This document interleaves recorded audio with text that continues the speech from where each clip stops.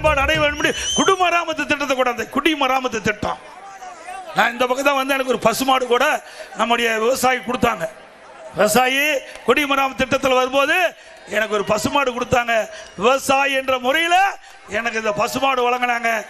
இன்றைக்கு இந்த பசுமாடை வளர்த்திட்டு இருக்கிறேன். ஆக குடிமராமத்து திட்டம் என்பது ஒரு முக்கியமான திட்டம்.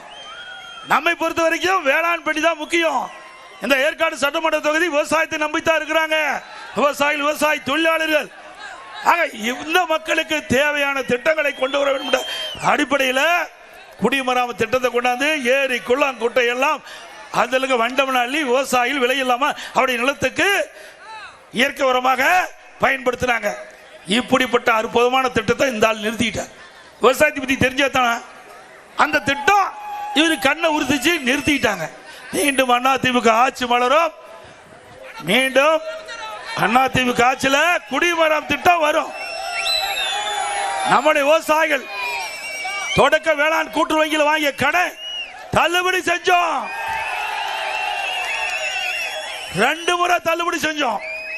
2016 அம்மா ஒரு முறை தள்ளுபடி செஞ்சாங்க.